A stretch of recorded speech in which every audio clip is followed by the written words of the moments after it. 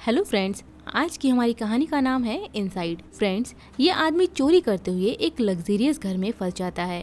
उस घर में घुसना तो आसान है, लेकिन निकलना उतना ही मुश्किल। ना मुश्किल नहीं, बल्कि जरा सी चूक आपकी जान भी ले सकता है। इस घर में उस चोर को किन किन कठिनाइयों से गुजरना पड़ता है, ये थ्रिलर मूवी आपको आपकी सोच से भी दूर लेकर जाती है। फ्रेंड्स, तो चलिए देखते हैं कि इस लग्जरियस घर में इस चोर के साथ आखिर में क्या होता है।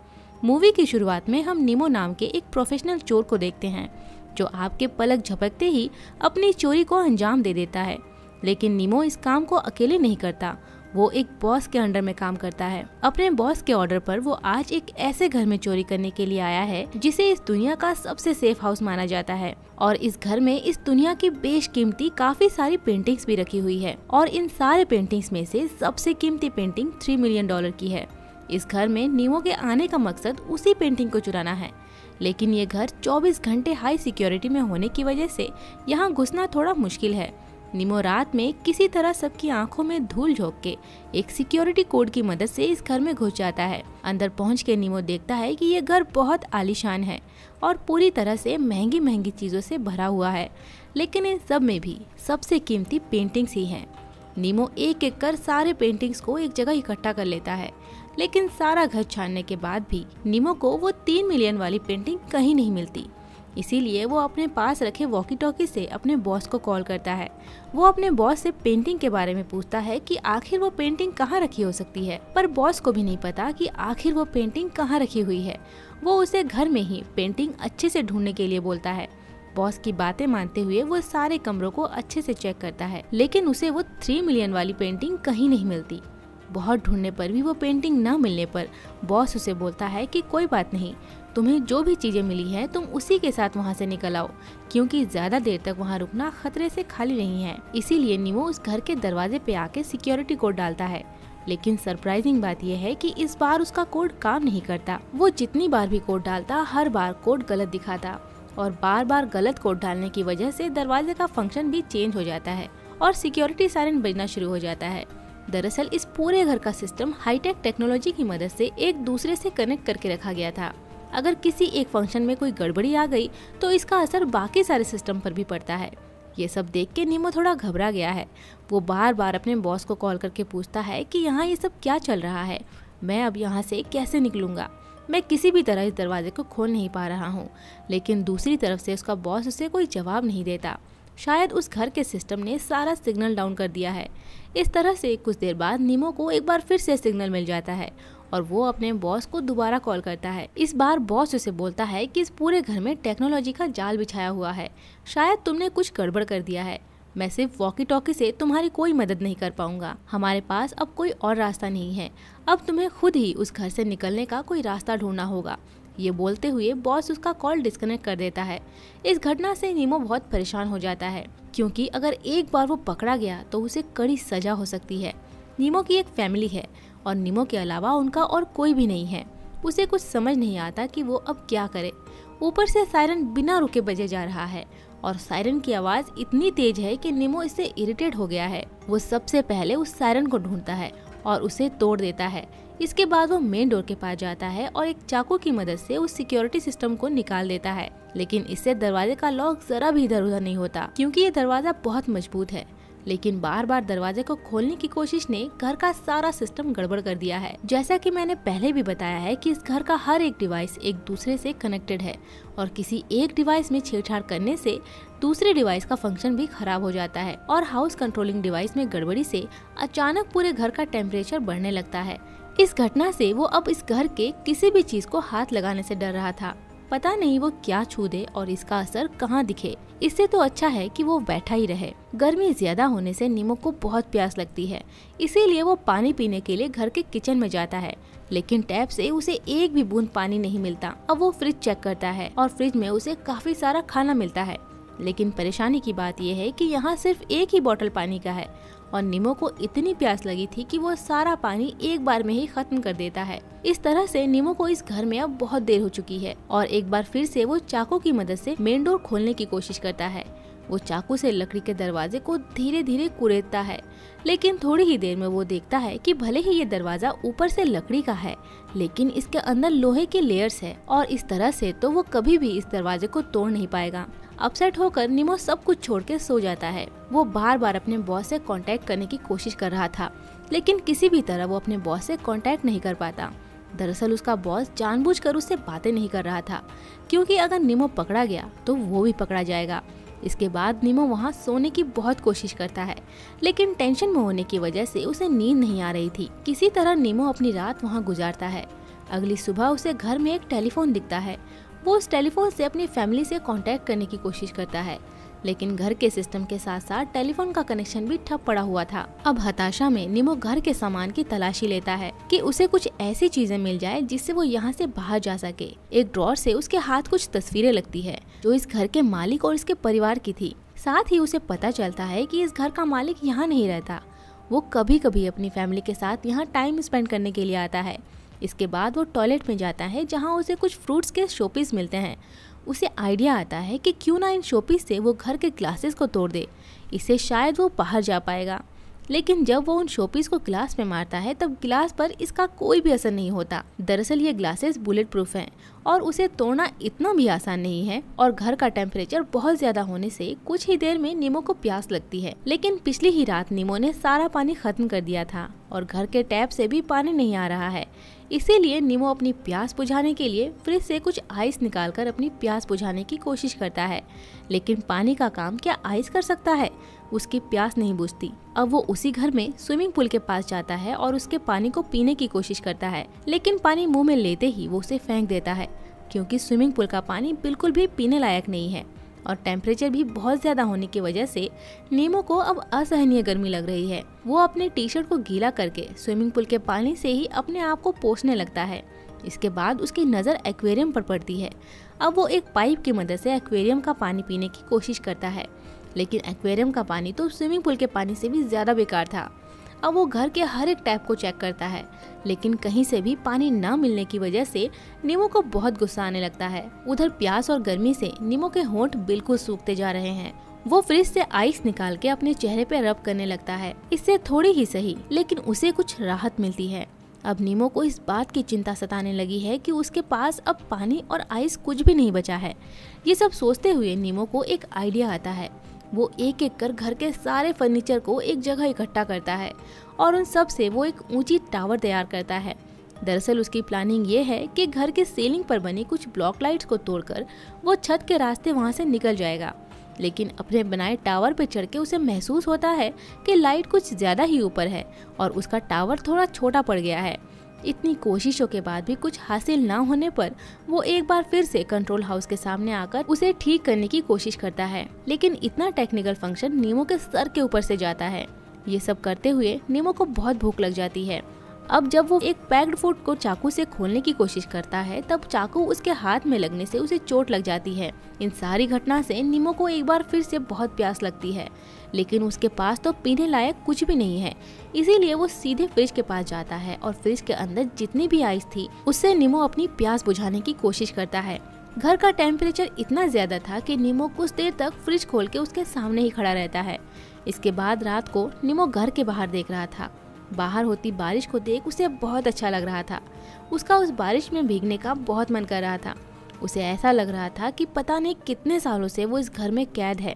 वो इस पूरे घर को अच्छे से देखता है और कुछ ऐसा ढूंढने की कोशिश करता है जिसकी मदद से वो बाहर जा सके। लेकिन तभी उसे घर के अंदर कहीं से पानी की आवाज सुनाई देती है। उसकी नजर घर के एक छोटे से गार्डन पर पड़ती है जिसमें पानी देने के लिए कुछ छोटी छोटी पाइप्स लगी हुई है और ये पानी की आवाज उसी पाइप से आ रही है। निमो बिना देरी के उस पाइप के पानी को जी भर के पी लेता है, लेकिन थोड़ी ही देर में वो पानी भी आना बंद हो जाता है क्योंकि इतना पानी गार्डन के लिए इनफ है। निमो ये सब समझ जाता है और वो सोचता है कि कल जब फिर से यहाँ पानी आए वो इसे किसी बर्तन में इकट्ठा कर लेगा।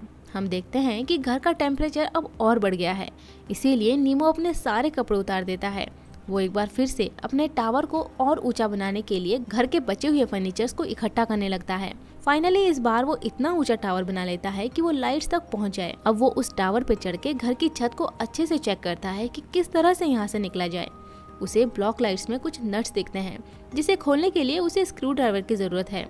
वो सोचता है कि अगर किसी तरह वो इन नट्स को खोलने में कामयाब हो जाए तो यहाँ से चिल्लाकर वो किसी से मदद मांग सकता है, क्योंकि ये पूरा घर साउंड प्रूफ है और अंदर अगर कोई चिल्लाकर मर भी जाए तो किसी को बाहर पता नहीं चलेगा। निमो के दिमाग में ये सब चल ही रहा था कि तभी उसकी नजर घर पर मौजूद मॉनिटर पर पड़ती है, जिसमें वो घर के बाहर की सीसीटीवी फुटेज देखता है। वो देखता है कि घर के बाहर एक लेडी साफ सफाई कर रही है। निमो बिना देरी के दरवाजे के पास पहुंचता है। वो उस लेडी से मदद मांगता है, लेकिन उस लेडी ने हेडफोन लगाया हुआ था, जिससे निमो की आवाज उस तक बिल्कुल भी नहीं पहुँचती। इसके अलावा ये घर साउंड प्रूफ है। निमो चिल्लाते हुए बहुत थक जाता है। अब थक हार कर वो वापस आके बैठ जाता है। अचानक उसे महसूस होता है कि घर का टेम्परेचर अचानक कम होने लगा है। वो कंट्रोल हाउस चेक करने के लिए जाता है। वो देखता है कि कंट्रोल हाउस का फंक्शन ऑटोमेटिकली चेंज हो गया है, जिससे पूरे घर का टेम्परेचर अब कम होने लगा है। इससे निमो कुछ राहत की सांस लेता है, क्योंकि गर्मी की वजह से उसकी हालत खराब होने लगी थी। पहले तो वो उस ठंडक को अच्छे से महसूस करता है, फिर स्विमिंग पूल में जाकर तसल्ली से नहाता है। इस तरह से कुछ दिन बीत गए हैं। अब उसे वहाँ अच्छा लगने लगा है, क्योंकि वो अब यहाँ सरवाइव कैसे करना है ये सीख चुका था। वो गार्डन के पाइप से अपने लिए हर रोज पानी इकट्ठा कर लेता और घर में मौजूद खाना हिसाब से खाता। इस तरह से वो अपने दिन काट रहा था। दरअसल उसने इस घर से निकलने की उम्मीद खो दी थी। वो सोचता है कि अगर वो किसी तरह यहाँ सरवाइव कर जाए तो कुछ दिनों में यहाँ जरूर कोई ना कोई आएगा और तभी वो यहाँ से निकल पाएगा। वो यहाँ एक नॉर्मल लाइफ जीने की कोशिश कर रहा था। वो हर रोज सुबह उठ के उसी छोटे गार्डन से कुछ बर्तनों में अपने लिए पानी भर लेता और घर में रखे हुए खाने को भी बहुत सोच समझ कर खाता, जिससे वो ज्यादा से ज्यादा दिनों तक यहाँ सरवाइव कर पाए। क्योंकि उसे उम्मीद तो है कि इस घर में कोई आएगा, लेकिन कब आएगा इस बात की जानकारी उसे जरा भी नहीं है कि उसे और कितने दिन यहाँ रहना पड़ेगा। वो जब भी बोर होता अकेले ही डांस करने लगता, लेकिन थोड़ी देर बाद हम देखते हैं कि उसने एक कांच के शोकेस को तोड़ दिया है और उसके टुकड़ों में से वो 2 कांच के टुकड़ों को अपने हाथ में उठा लेता है। इसके बाद वो उन टुकड़ों से अपने लिए एक चश्मा बनाता है, जिससे कि ब्लॉक लाइट्स को तोड़ते समय उसकी आंखों में कोई गंदगी न चली जाए। दरअसल नीमो ने एक बार फिर से इस घर से निकलने के मिशन पर काम करना शुरू कर दिया है और अपने बनाए उस चश्मे को पहनकर वो अपने टावर पर चढ़ जाता है। उसे इस घर में एक धारदार लोहे का टुकड़ा मिला था और उसी की मदद से वो ब्लॉक लाइट्स को निकालने की कोशिश करता है। उसे उम्मीद है कि इस बॉक्स के बाहर स्पेस जरूर होगा जहाँ से उसकी आवाज बाहर जा सकती है या वो खुद यहाँ से निकल सकता है, लेकिन ये बॉक्स इतना मजबूत है कि किसी भी तरह से उसे तोड़ा नहीं जा सकता। बहुत कोशिशों के बाद नीमो वहाँ से उतर जाता है और अपसेट होकर काफी देर तक बैठा रहता है। उसे अब बहुत तेज भूख लगने लगती है, लेकिन उसके पास अब कोई भी रेडी फूड नहीं बचा था, इसीलिए उसे अब खुद ही अपने लिए कुछ खाना बनाना होगा। कुछ ढूंढने के बाद नीमो को उस घर में कॉफी और पास्ता मिलता है। वो अपने आप से बातें करते हुए अपने लिए कॉफी और पास्ता बनाने लगता है, लेकिन वो देखता है कि इस घर का चूल्हा ऑन नहीं हो रहा है। शायद कंट्रोल हाउस के फंक्शन में हुए बदलाव की वजह से ही ये सब हो रहा है। अब नीमो उस पास्ता को कच्चा ही पानी में भिगो भिगो के खाना शुरू करता है, क्योंकि इसके अलावा उसके पास और कोई रास्ता नहीं है। इन सब से वो टूट जाता है और अपने आप को शांत करने के लिए टीवी ऑन करता है। वहीं वो महसूस करता है कि घर का टेम्परेचर धीरे धीरे गिरता ही जा रहा है। वो सोचता है कि अगर उसने यहाँ से निकलने की कोशिश नहीं की तो शायद ठंड से ही वो यहाँ मारा जाएगा। इसीलिए वो एक बार फिर से उस ब्लॉक लाइट को तोड़ने की कोशिश में लग जाता है, लेकिन ये बॉक्सेस मजबूत स्क्रू से फिक्स्ड है। वो काफी देर तक उसे खोलने की कोशिश करता है, लेकिन हर बार की तरह इस बार भी उसे कोई फायदा नहीं होता। इस घर में अकेले रहते हुए वो अपना मानसिक संतुलन खोता जा रहा है। ऊपर से घर में ठंड इतनी बढ़ गई है कि निमो से अब बर्दाश्त नहीं हो रहा है। इसीलिए निमो अब कंट्रोल हाउस को रिपेयर करने का प्लान बनाता है। वो कंट्रोल हाउस के पास जाता है और उसे रिपेयर करने की कोशिश करता है, लेकिन निमो तो एक चोर है। इतना सारा टेक्निकल फंक्शन उसकी सोच से परे है। इसीलिए वो अपनी वॉकी टॉकी से अपने बॉस से कॉन्टेक्ट करने की कोशिश करता है, लेकिन वॉकी टॉकी की बैटरी भी बिल्कुल खत्म हो चुकी है। लेकिन नीमो इस बार हार नहीं मानेगा, इसीलिए अगली सुबह वो बॉक्स को एक बार फिर से तोड़ने की कोशिश करता है और बहुत कोशिशों के बाद वो बॉक्स के ऊपर के सीमेंट के लेयर को तो तोड़ देता है, लेकिन अंदर उसे लोहे का एक और लेयर दिखाई देता है, जिसे देख के नीमो एक बार फिर से अपसेट हो जाता है। थोड़ा आराम करने के बाद वो एक बार फिर से उस बॉक्स को तोड़ने की कोशिश में जुट जाता है। थोड़ी देर बाद नीमो बालकनी के सामने आके बैठता है। उसे बाहर एक कबूतर दिखाई देता है। वो पिछले 6 दिनों से इस घर में कैद है और 6 दिनों के बाद आज पहली बार उसे कोई जीव दिखाई दिया है, जिसे देख के वो थोड़ा इमोशनल हो जाता है। वो कबूतर के पास आके उसे बोलता है कि तुम प्लीज उड़ के मेरे बेटे के पास जाओ और उसे जाके बोलना कि उसके डैड यहाँ फंस गए हैं, तुम्हें पता है, ये पूरी दुनिया मतलबी है। जिस बॉस के लिए मैंने इतने सालों तक काम किया, उसने आज मुझे यहाँ मरने के लिए छोड़ दिया है। दरअसल नेमो अपने आप को दिलासा देने के लिए ही ये सब बोल रहा था, लेकिन ये कबूतर भी नेमो की ही तरह यहाँ फंसा हुआ है। उसके पैर में चोट लगने की वजह से वो उड़ नहीं पा रहा। वही नेमो को अब यहाँ से निकलने का कोई और रास्ता नहीं दिखाई देता। उसके लिए अब यहाँ समय बिताना मुश्किल हो गया है। उसे वहाँ एक मार्कर मिलता है। टाइम पास करने के लिए वो उस मार्कर से घर में मौजूद पेंटिंग्स के ऊपर ड्राइंग बनाना शुरू कर देता है और इतनी महंगी पेंटिंग्स को वो ड्राइंग बनाकर खराब कर देता है। इसके बाद नेमो इस घर के ड्राइंग रूम में जाता है और अलमारी से एक सूट निकाल के उसे पहन लेता है। उसी समय नेमो को वहाँ एक सीक्रेट डोर दिखाई देता है। उसे लगने लगा कि शायद इस दरवाजे से वो बाहर जा सकता है, लेकिन दरवाजा खोल के वो देखता है कि वहाँ एक सुरंग है। नेमो इस सुरंग के अंदर जाता है। उसे वहाँ वो पेंटिंग दिखाई देती है जिसे चुराने के लिए ही वो इस घर में आया था, वही $3 मिलियन वाली पेंटिंग। थोड़ा आगे जाने पर उसे एक बूढ़े आदमी की लाश दिखाई देती है, लेकिन गौर से देखने से उसे पता चलता है कि ये तो बस एक स्टैचू है और गुस्से में वो उस स्टैचू को धक्का देकर नीचे गिरा देता है। इसके बाद वो उस 3 मिलियन के पेंटिंग और वहाँ मौजूद एक बुक को लेकर वहाँ से बाहर आ जाता है। बाहर आके वो देखता है कि वो कबूतर मर गया। इस घटना से नेमो इमोशनली टूट जाता है। वो बहुत अपसेट हो जाता है और मन ही मन सोचता है कि उसकी हालत भी इस कबूतर जैसी ही है। शायद वो भी इसी कबूतर की तरह यहाँ ऐसे ही मारा जाएगा। इसी टेंशन में वो पूरी रात गुजारता है। उसी समय उसे सीसीटीवी पे वो लेडी एक बार फिर से दिखाई देती है। वो भागते हुए दरवाजे के पास पहुंचता है और किसी हैवी चीज से दरवाजे पे मारता है, जिससे कोई तो आवाज उस लेडी के कानों तक पहुंचे। लेकिन घर साउंड प्रूफ होने की वजह से किसी भी तरह से आवाज उस लड़की के कान तक नहीं पहुंचती। दुख और हताशा से नेमो बिलख के रोने लगता है और आज 10 दिन हो गए हैं नेमो को यहाँ कैद हुए। धीरे धीरे घर का सारा खाने का सामान खत्म हो चुका है। उसी रात नेमो को बहुत तेज भूख लगती है, इसीलिए वो सीधे घर के एक्वेरियम के पास जाता है और एक मछली निकाल के रख लेता है, जिससे वो उसे बाद में खा सके। अगली सुबह हम देखते हैं कि नेमो एक चेयर तोड़ रहा है और उसकी लकड़ी को चाकू से काटने की कोशिश करता है, जिससे कि वो एक रेंच जैसा शेप तैयार कर सके और इस बॉक्स के नट को ओपन कर सके। लेकिन नेमो जैसे ही एक नट ओपन करने की कोशिश करता है, उसी समय लकड़ी का टुकड़ा टूट जाता है। लेकिन नेमो अब हार नहीं मानता। वो नीचे आकर एक और रेंच तैयार करने की कोशिश करता है। इस तरह से बहुत कोशिशों के बाद उसे एक नट खोलने में कामयाबी मिल जाती है, लेकिन इस एक नट को खोलने में उसकी बॉडी की सारी एनर्जी खत्म हो जाती है। अब बाकी नट को खोलने के लिए उसके पास एनर्जी बची ही नहीं थी। नेमो अब पूरी तरह से परेशान हो गया। उसे समझ नहीं आता कि क्या करे। कभी कभी तो वो अपने आप से ही बातें करने लगता है और कभी कभी वो जहाँ तहाँ ड्राइंग बनाने लगता है और थोड़ा रिलैक्स होने के बाद वो एक बार फिर से नट खोलने पे काम करने लगता है। लेकिन बार बार उसका लकड़ी का रेंच टूट जाता और वो हर बार एक नई रेंच बनाता। अब भूख नेमो के ऊपर इस कदर हावी हो गई थी कि वो एक्वेरियम से निकाली हुई मछली को कच्चा ही खा जाता है। लेकिन वो किसी भी हाल में इस तरह मरना नहीं चाहता, इसीलिए वो जैसे ही हताश होता अपने आप को खुद ही दोबारा हिम्मत देता और बार बार यहाँ से निकलने की कोशिश करता रहता।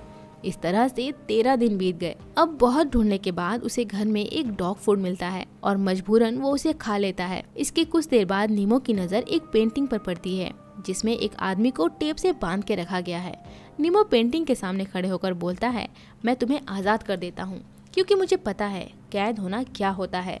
ये बोलते हुए वो पेंटिंग को नीचे गिरा देता है और फिर से अपने काम पे लग जाता है। इस बार वो एक और नट खोल लेता है, लेकिन किसी तरह से उसका पैर फिसलने से वो नीचे गिर जाता है और उसका एक पैर बुरी तरह से जख्मी हो जाता है।